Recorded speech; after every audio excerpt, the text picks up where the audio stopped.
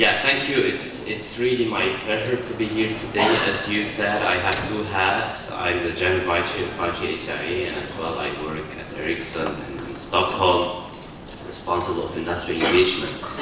And we are actually have been invited several times, at GTI. So myself, as well the General Chair, Andreas Muller from Bosch, and we have also Julie here in the room. She'll be giving a talk tomorrow, complementing what I will say more on the use cases. So we are happy to be here, and we are looking forward even for deeper collaboration. Let me, you might see part of this material, but I always do update them, and hopefully I have exciting numbers complementing what others have shown. Mr. Gao earlier this morning about 5G, including as well Joe earlier. I'll divide my talk into four parts. The first one, I will look into more specifically 5G ACIA, what we have done so far, what we have achieved. My second part, it's wider. I will take maybe a look, industrial 5G, where are we currently, what is the status, Thirdly, then I will take a deeper look into 5G ACIA, two concrete examples may be useful about devices and cloud from industrial perspective. And finally, discuss with you where are we heading? Where are we heading, and what the challenges we are facing ahead of us?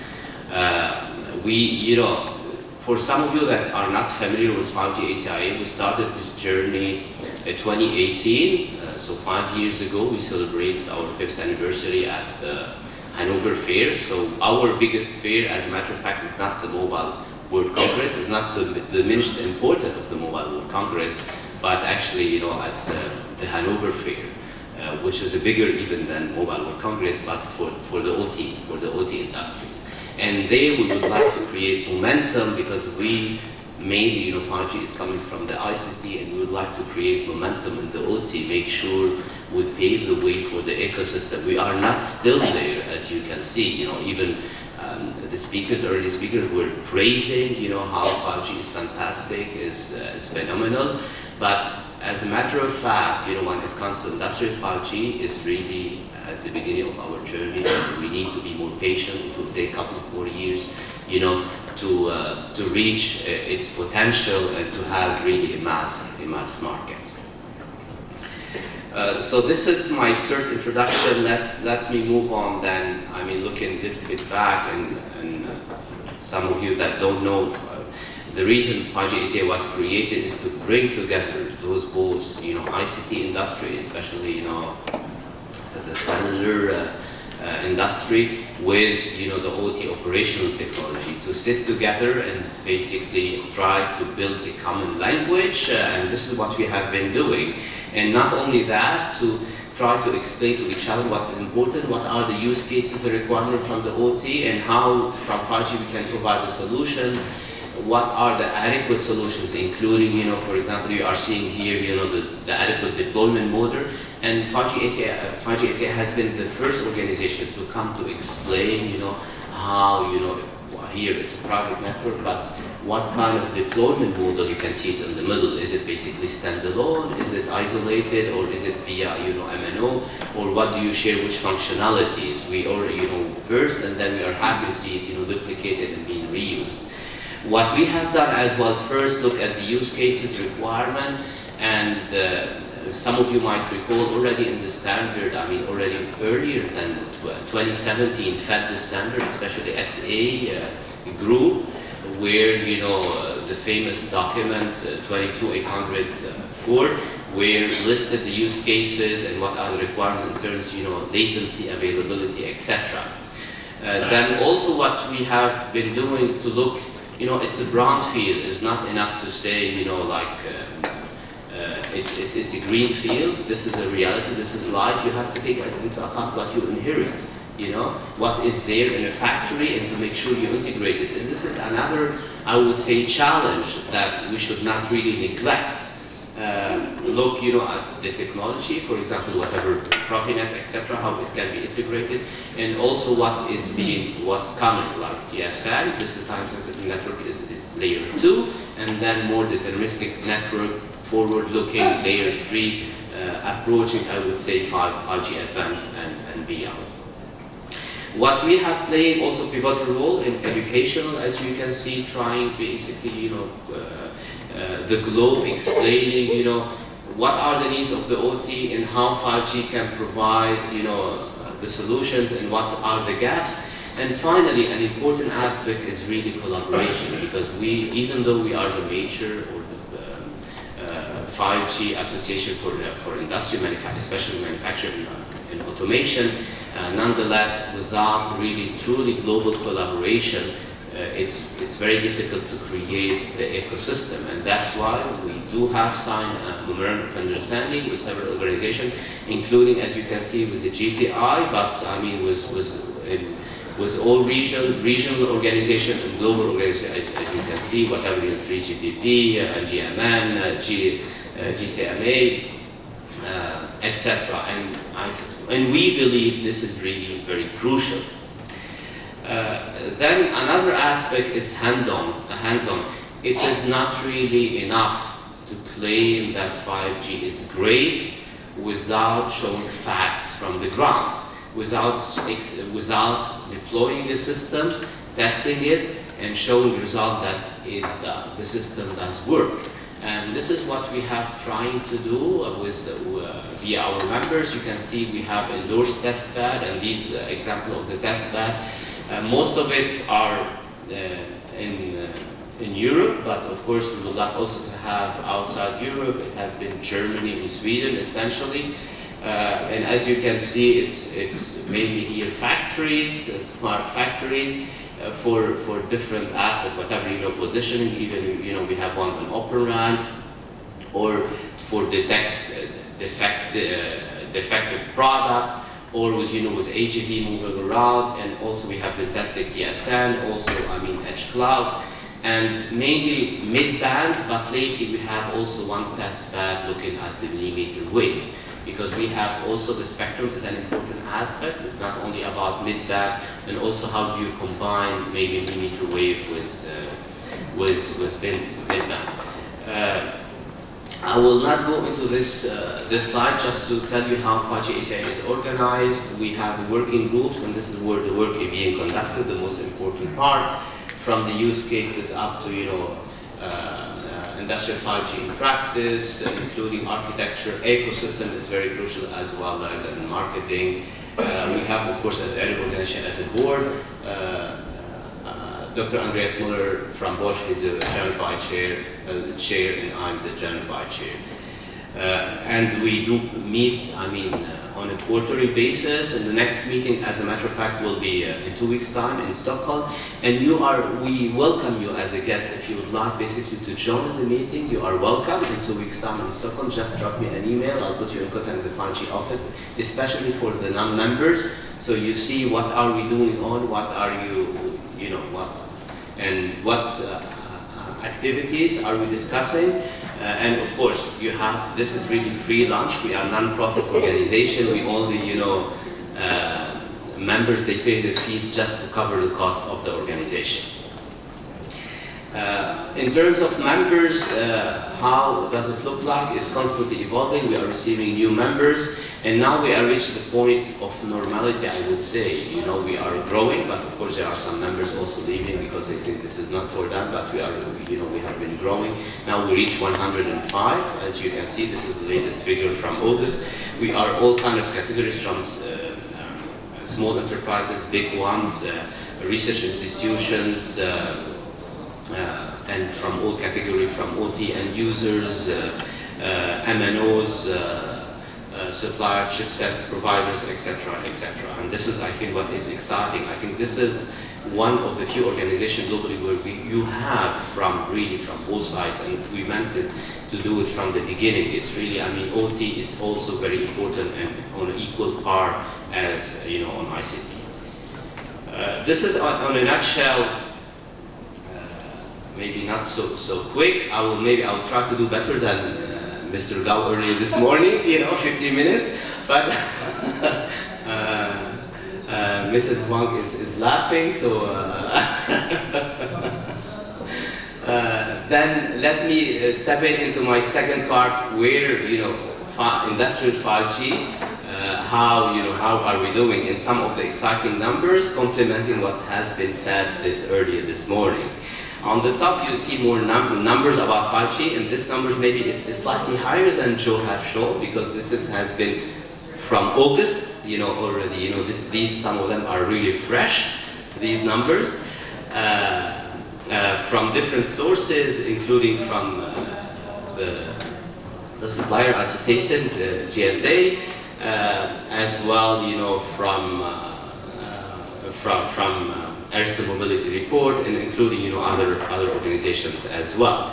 As you can see, there is more live 5G networks, 265.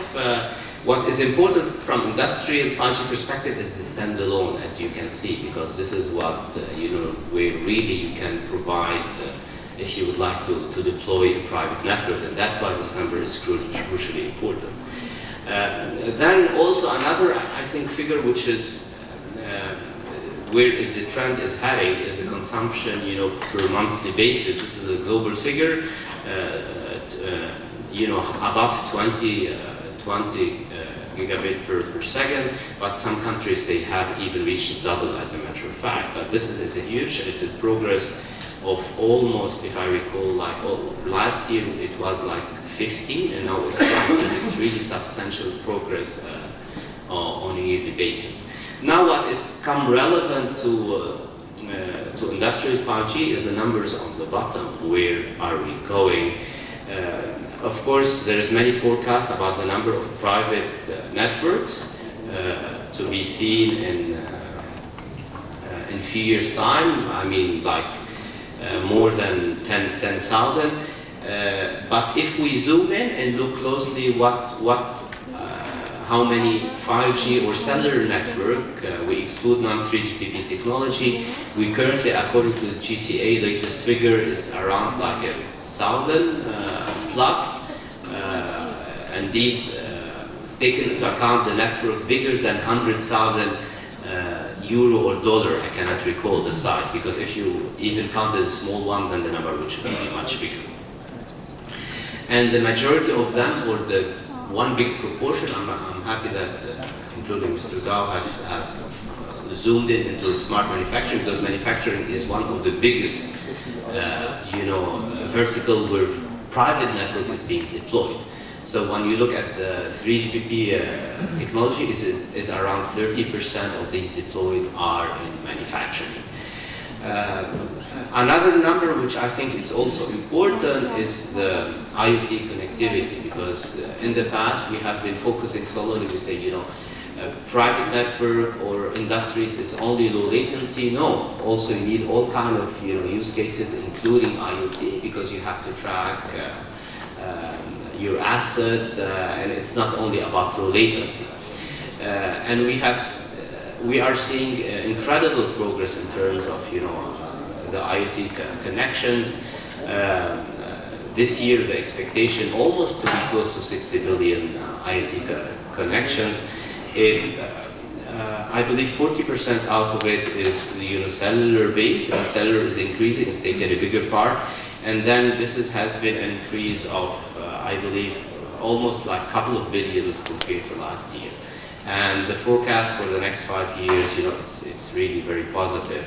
We expect lots more. Everything will be, that can be connected in terms, the small devices will be. This is where are we in terms, of. There is another aspect is the standard. Earlier, Turkcell, Ahmed, he showed basically some of the releases of 3GPP, and he focused on release 17. I would like also to give you a high level. From industrial 5G, it started a little bit with release 15, some of the key features for latency. but you needed to wait to release 16 and 17 where to have further features like, for example, support of time-sensitive networking, positioning, time sync, exposure. Exposure, I mean, it will facilitate basically how, as well, paving the way to facilitate how you manage your network as well. Having said that, the standard is important, but is not sufficient, as you know, because you could have all the features agreed in the standard. If they are not basically in the product commercially available, then we are at square zero. And this is what we have seen currently with 5G. We have much more features being described in the standard, but not features available commercially. And this is one of the reasons, of course, maybe there is no market. So how we create this market to make sure these features are available? It's egg and chicken, and who's to blame? Is it the device or the supplier or somebody else? You know, and this is exactly what we are here. We have seen a delay, you know, on some of the features. Some of the features, even for release 16, are not really available on the market. They're not even expected to be available before next year or the year after. So there is a slight shift and slight delay, and this is important to take into account from the time to have it in the standard, especially for the non-consumer features. It takes a longer time because the real market, the big market, is not yet there. And we are almost done with release 15 to complement 18, and here we can see, you know, VR, another important features. It's also will be widely used, of course, in manufacturing and industrial domain as well. My last point about where we are is a spectrum. Spectrum is really important for industry. How do you deal with spectrum? Do you go for China Mobile, MNOs, and get it solved? Or do you do it like in Germany, you go to BNetzA, the regulator, and ask for spectrum, and you fix it yourself. You pay peanuts, and then you need to fix it yourself. Or you do it the intermediate way. I would say there is not one solution that would fits all, and we know that. There is different models. One model more focused on dedicated network. This has started basically available of spectrum in Germany, then the UK followed suit, and other countries as well. Japan made it available. Lately, I mean Canada, but in many countries you have dual. I mean you can, they even oblige MNO in a way that if it's needed to sublease or make the spectrum available, like Czech Republic, Denmark, for example, and even Finland, for example, they have dual. They have both dedicated and through MNOs. So it depends. We have diverse models worldwide. But what is true, I would say, it should not be perceived as purely competitive. I think Ahmed earlier this morning said, oh, we are being squeezed. We are competition from suppliers, from the OT. It is true, but actually we would like to create a bigger market so everyone will have a bigger size, and at the end everyone of us will grow. And this is exactly what we would like to do. So we would like to change the mindset, not really competing with each other, how we can make the market bigger so everyone will have a bigger share. This is basically the mindset that I would like you to see, and I would like to operate, especially in 5G ACIA organization. Now, my third part, I give you two quick examples, about what we have been doing. We have been doing, a lot of activities from edge cloud to industrial devices, QoS, security, TSN over 5G. But let me focus on two important aspects. Industrial 5G. Some of the picture I have taken myself being at Hanover Fair earlier this year. What you can see, I mean, there are devices, different type of devices available on the market. As you can see by FMN, Phonics Contact, etc. And even, I mean, for example, I didn't take a picture, but even we have members like Siemens. Also, they have devices available in the market, and also by Muller and a member of ACIA. Here is a message to see. There is no one single type of device for industrial. There are different categories depending on the needs, out of the sensor, which is very small, to more complex devices like a gateway. So this is important to keep in mind, and that's why it was very difficult to create this market, and because you need the volume in all these kind of devices. My second example, and I'll go also very quick, is the cloud. The cloud is very important. You have seen in Mr. Gao earlier this morning, data center, how you do it, the data, the placement, and it's according what you are after, isn't it? If you have a private network, you would like to protect your data, you would like to have it on sites, and then you are willing to pay the price for it. Of course you can do it. This is an example of a mobile robot use cases. As you can see, some of the functionality highlighted in green. You could have it on-prem, or you could have it in the cloud, far away. It depends on what you are after. Like, for example, the control plane CP, or the exposure or the field control, or if depending on which deployment are you? Is it like a single OT, so you have one shop floor, one production AGV moving in the production, or you have multiple sites where you have to move among premises, then it will dictate different, where some of them you have really to do it centrally, and this is what you have seen. Okay, then let me now move on to my last part and try, to conclude where are we heading and what are challenges we are facing. This is, we use it as a hype curve. In 2019, a lot of hype, about industrial 5G. It will come soon. There are billions of billions, hundreds of billions, but we have to be cautious. I think maybe too much, if we exaggerate our forecast, then the market reality will be different, and then there will be disappointment. And I think now we are back to reality, which is good. We are again into moving upwards. It's true. First, there is good adaptation of 5G for addressing coverage. In the market we have seen examples earlier from Joe in airspace from Airbus. And it's happening in ports, it's happening in others. There are deployments, but this is still, the volume that we would like to have. And it's far from it. Then there is increased, availability of ID features, which is important. We neglected in the past, but I think this is a really important part of the game, complementary.